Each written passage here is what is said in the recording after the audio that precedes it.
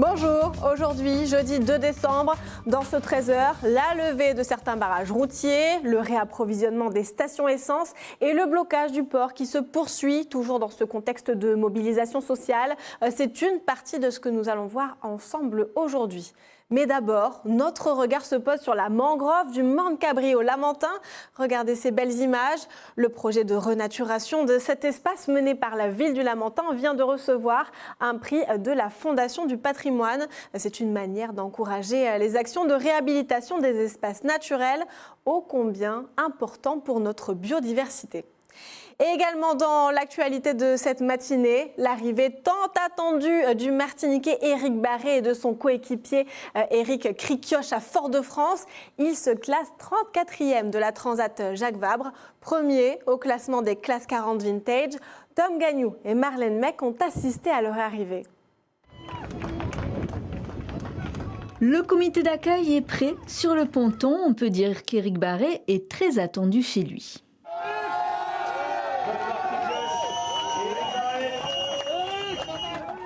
Le sourire est à la mesure du bonheur d'être arrivé à bon port et haut la main. Le skipper martiniquais et son coéquipier Éric Krikioche ont bouclé la traversée depuis Le Havre en un peu plus de 25 jours. On a fait ce qu'il fallait faire, on a fait le job et puis voilà, on est arrivé. Quand on regarde les machines qui sont de l'autre côté, on ne peut pas ne pas être content de ce qui a été fait. Il a fait un tracé super, je veux dire, on ne peut pas ne pas être content. Cerise sur le gâteau, la première place dans la catégorie classe 40 Vintage, les bateaux d'ancienne génération. Nous, on se bagarrait plutôt dans la cour des petits, c'est ce que je disais en arrière-plan, mais on s'est super éclaté. Il y avait de la bagarre, la polka, toute la nuit, on était en bagarre avec lui. C'est ce que j'aime dans la course au large et notamment de la Jacques Vabre, c'est que ça mixe les professionnels, les amateurs comme moi, et tous, on trouve de quoi se faire plaisir. Donc c'est vraiment un parcours complètement génial. Et là, l'accueil en Martinique comme ça, c'est du rêve, quoi. Merci à tout le monde. Merci à tout le monde. Champagne et quelques fruits pour l'équipage, l'heure est à présent au repos avant de se préparer à relever de nouveaux défis. Et plusieurs barrages ont été levés ces dernières heures en Martinique. Les forces de l'ordre sont intervenues dans la nuit, à Mao notamment, où le rond-point était l'une des places fortes de la mobilisation. La circulation y était bloquée depuis la semaine dernière sans discontinuer. On fait le point avec Johan Charpentier-Titi, Jean-Marc Carteron et Tom Gagnou. Les embouteillages en direction de Fort-de-France pouvaient laisser penser à un nouveau blocage. Au Lamentin, difficile d'arriver au rond-point de Mao. Il n'en est rien, mais la multitude de débris encore présents sur la chaussée empêche un trafic fluide. Bon, l'état du rond-point là, c'est un peu dégueulasse, mais bon, ça va se rétablir, on va nettoyer et puis tout, voilà. Après une manifestation, forcément, derrière, il y a des problèmes, hein. Mais dans la lutte, c'est comme ça, on n'a pas des omelettes sans casser les œufs, hein. Mais c'est quand même dommage, hein. Donc c'est du bien public, donc c'est encore des impôts. C'est très sale et puis il y a du désordre. Bon, et de toute façon, la situation est d'une manière critique auquel nous n'arrivons pas à comprendre pourquoi nous sommes arrivés dans cette situation. Comme ici, d'autres points infranchissables ces derniers jours ont été évacués. Le rond-point de Brasserie-Lorraine est libre. Idem pour celui de Pelletier. Une situation qui pourrait ne pas durer, à en croire l'intersyndicale. Il y a des barrages qui ont été enlevés par les forces de répression.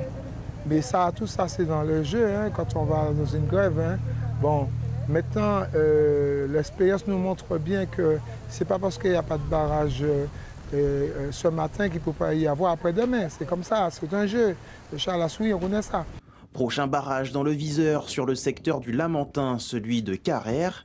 Ici, rien n'a encore bougé pour le moment. Et l'actualité de cette matinée, c'est aussi le réapprovisionnement des stations-service qui est en cours. Ce matin, les manifestants ont laissé les camions-citernes accéder à la raffinerie de Lille.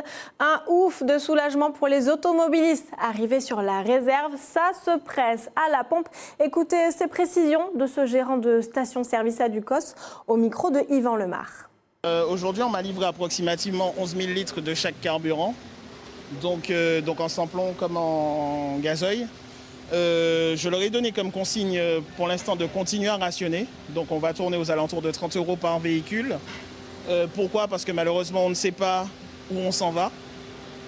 Je ne sais pas si je pourrais être relivré demain. Donc je préfère prévenir que guérir. Donc en rationnant, au moins, je pourrais servir un maximum de clients afin qu'ils puissent faire au moins le nécessaire. Et on verra par la suite.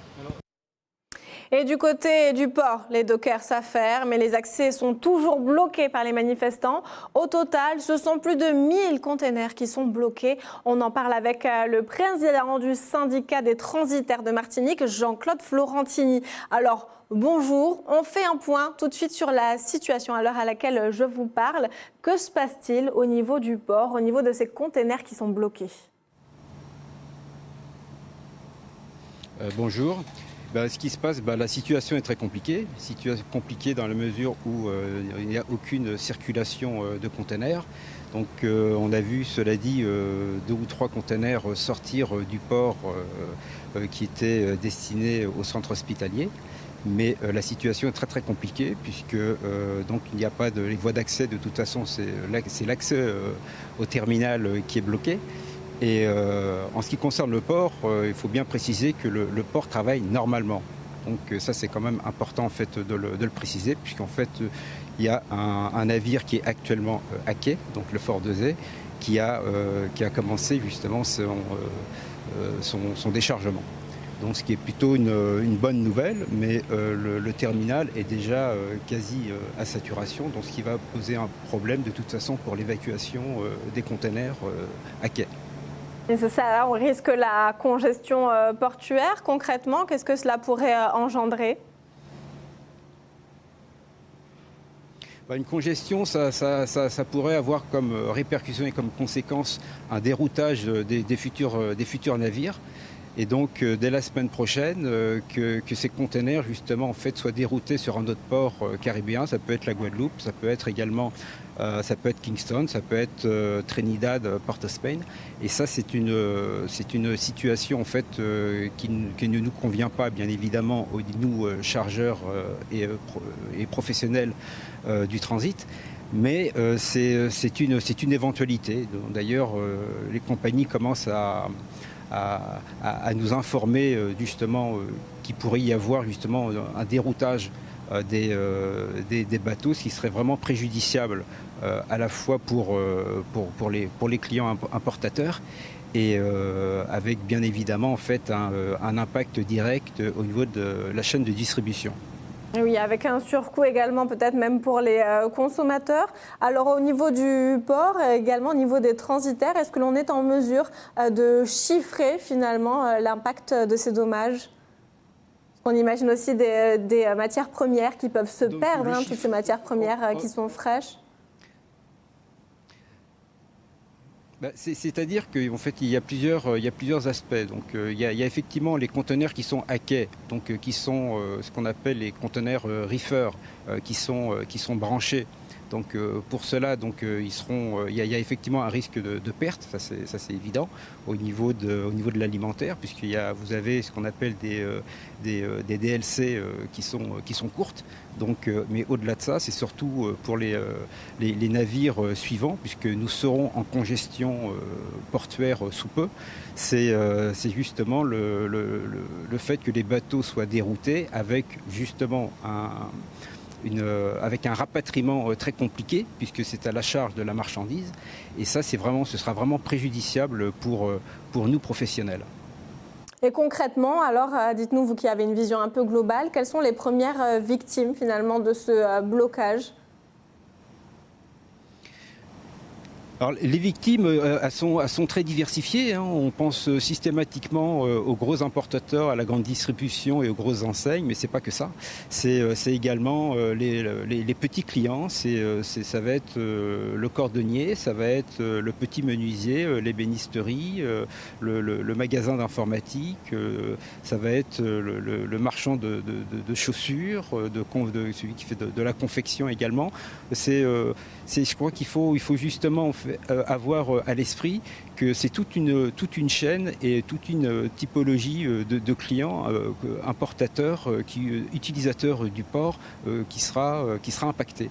et lourdement. Donc on ajoute de la crise à la crise, et ça c'est quelque chose justement en fait qui est vraiment insupportable pour nous, importateurs et représentants des chargeurs, et qui s'assimile à un sabotage organisé. Merci pour votre témoignage. Et on poursuit ce journal avec une autre préoccupation, les dons du sang qui s'amenuisent. L'établissement français du sang fait face à une chute de dons. Les nombreux blocages empêchent les points de collecte mobiles de s'installer. Les donneurs, eux, ont du mal à accéder. Pour faire face, l'EFS s'adapte et lance un appel à la solidarité. Diana François Eudoxie, Marlène Mec.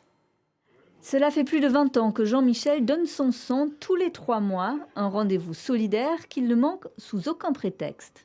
L'objectif pour moi, c'est de sensibiliser, c'est d'aider donc les gens qui en ont besoin, les malades en particulier. Et parce que j'ai eu une expérience aussi familiale, il y a une trentaine d'années, où j'ai eu un cousin qui était accidenté et qui a eu besoin de sang. Et depuis, j'ai été sensibilisé à cette action. Et j'essaie de sensibiliser dans mon entourage. Mais cet après-midi-là, Jean-Michel est bien seul dans la salle de dons. Face à la multiplication des barrages, de nombreux donneurs préfèrent rester chez eux. D'abord parce qu'on n'arrive pas forcément à rejoindre les lieux de collecte programmés.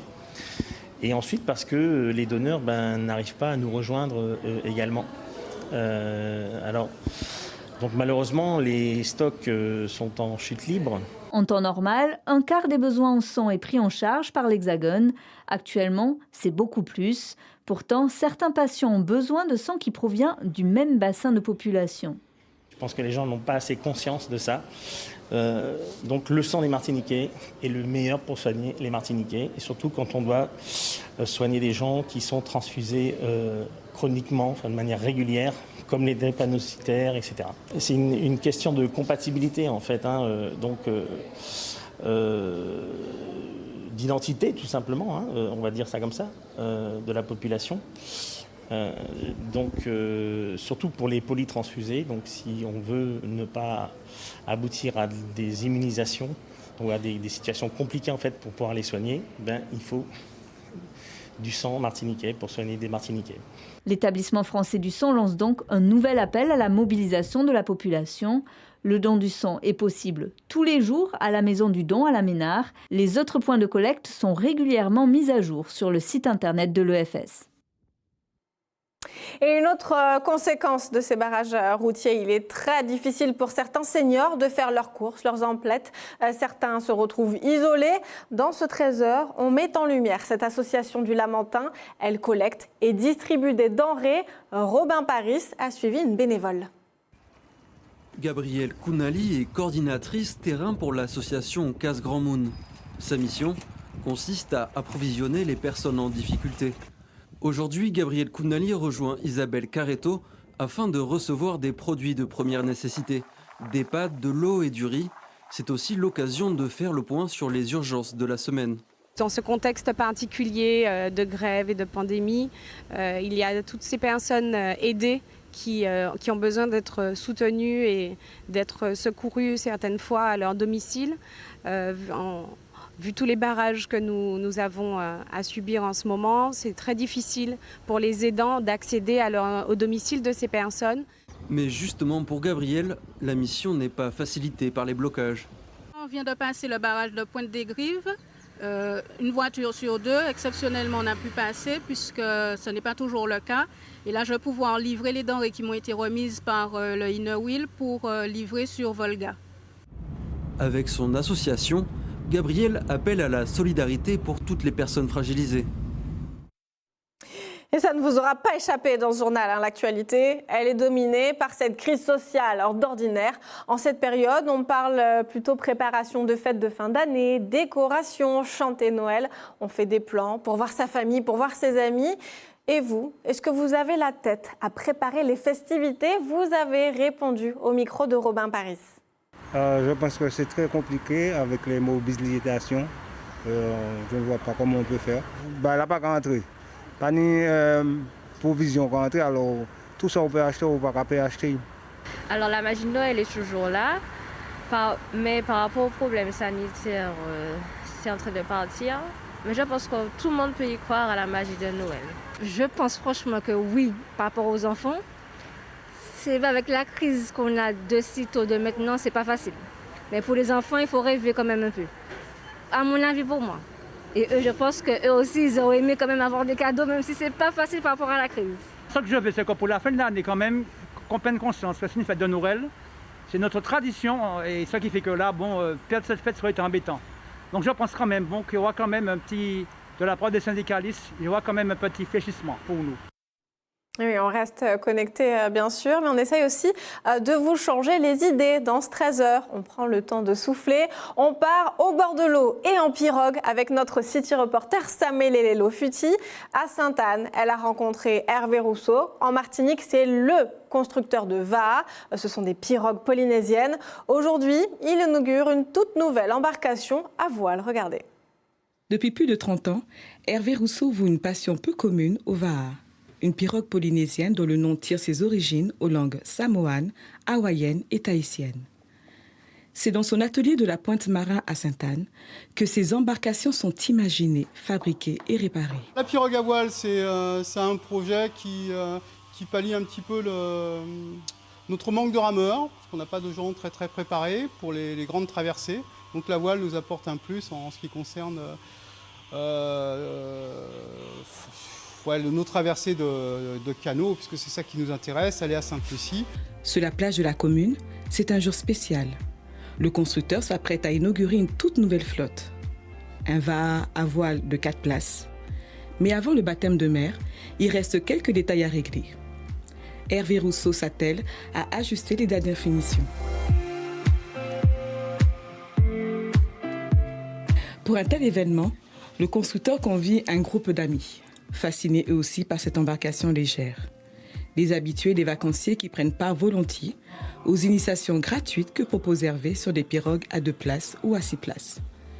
Mais pour Laurane, venue de Normandie, ce sera une première sortie. Je viens de la Manche en Normandie, donc on a beaucoup de voiliers, mais pas du tout de ce type. Donc ça va être vraiment la première fois que je monte dans une pirogue, surtout typique du coin.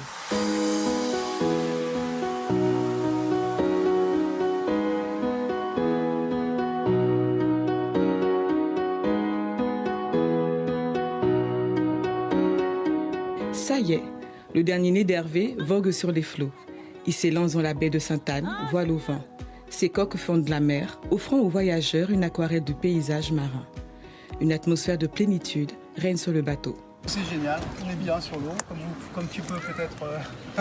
C'est un bon bateau, c'est ce qu'il y a de mieux. On est sur un beau lagon, tout est magnifique, les gens sont heureux. Les voyageurs sont séduits par la traversée. J'avoue que c'est génial, c'est des moments d'échange incroyables. Hervé est hyper généreux, hyper accueillant et le cadre est juste incroyable, magnifique. On a eu en plus l'occasion de voir des baigneurs qui nous ont remerciés de leur offrir la beauté du bateau sur la mer, donc pas de mieux. Hervé Rousseau, dont la passion ne s'étiole pas avec le nombre d'années, a tenu ses promesses avec son nouveau projet. C'est un bout de la Polynésie que le Martiniquais ramène sur son île, avec l'espoir de rallier à nouveau les îles voisines avec ses Vaha. Et on passe à l'actualité nationale et on débute avec un chiffre accablant.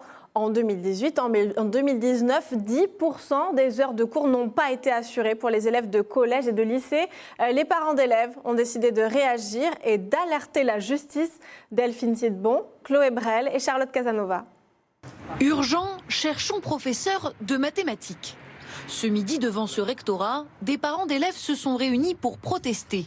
De nombreux professeurs ne sont pas remplacés et cela donne des heures de cours perdues pour leurs enfants. C'est un peu inquiet pour le brevet à la fin de l'année, je comprends. On est toujours très inquiet. Après, c'est vrai que 3 semaines, 1 mois, ça peut être rattrapable. Mais là, ça fait 3 mois de prof d'anglais absent en collège. Je me demande comment on va rattraper 3 mois. Partout en France, des parents sont dans la même situation. Des pétitions fleurissent même sur Internet. La Cour des comptes estime que sur l'année 2018-2019, 1 heure de cours sur 10 aurait été perdue au collège et au lycée, soit 24% de plus que l'année précédente. 2 fois sur 3, ces absences s'expliquent car les professeurs sont convoqués en formation ou bien en jury d'examen pendant leurs heures de cours.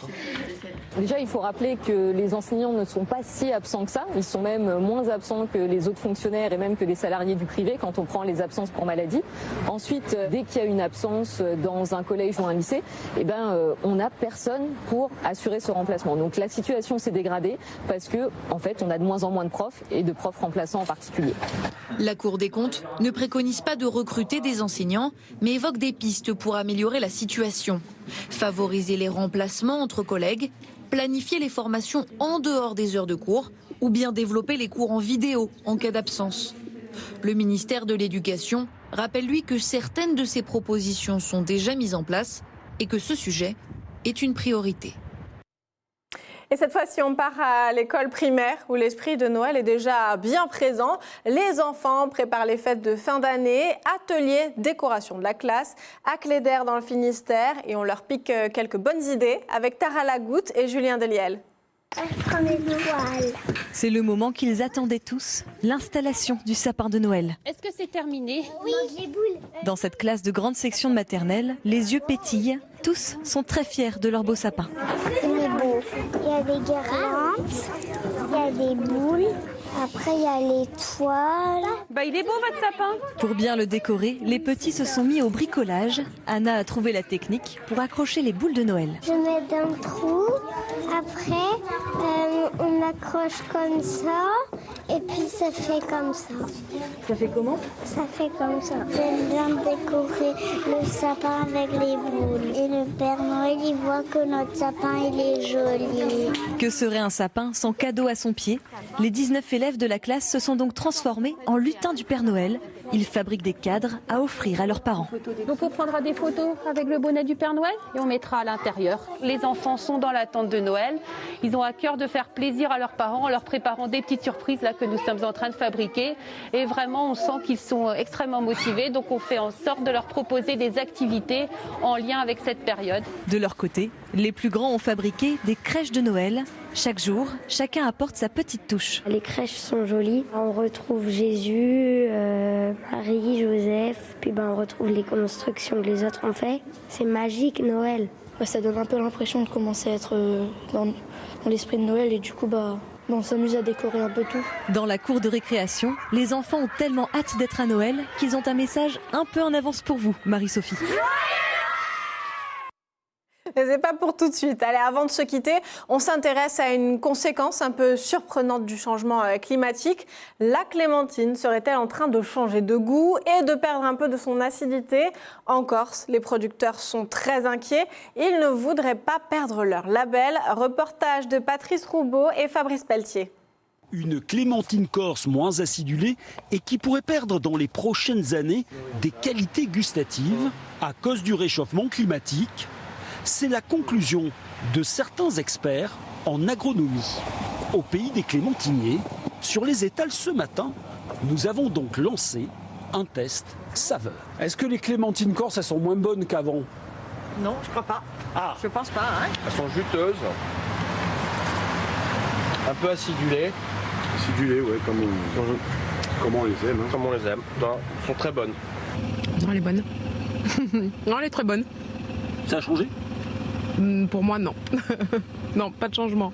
Alors, le clémentinier pourrait-il se cultiver sur le continent? Ici, on a du mal à l'envisager. Un jour, il y aura des clémentiniers dans les Pyrénées, vous croyez? Je ne pense pas. Mais il se passe tellement de choses. Non, mais encore, elles sont bonnes, nos clémentines, et je pense qu'il y en aura de plus en plus. Du côté des producteurs, cette polémique gustative qui intervient en pleine saison de récolte de la clémentine ne fait pas vraiment sourire. Non, c'est une grosse colère, d'autant plus qu'on ne comprend pas quelle est l'origine et le pourquoi de cette polémique. Il y a plus de 700 analyses qui sont faites chaque année sur la qualité des fruits, sur la qualité organoleptique, c'est-à-dire justement le jus, le sucre, l'acidité. En bénéficiant depuis de nombreuses années d'une indication géographique protégée, la clémentine de Corse reste un gage sûr de qualité et de fraîcheur pour les consommateurs. Clémentine Corse. Il faudra donc les goûter pour vérifier par nous-mêmes. Merci de nous avoir suivis. C'est la fin de cette édition. L'information continue. N'hésitez pas à télécharger notre application via ATV, également sur notre site internet. Vous retrouvez toutes les nouvelles informations via nos articles. Vous pouvez également nous écrire, si vous le souhaitez, via l'adresse mail qui vous est dédiée, 13h@viaatv.tv. Et je vous souhaite de passer une très belle journée en compagnie de nos programmes. À demain.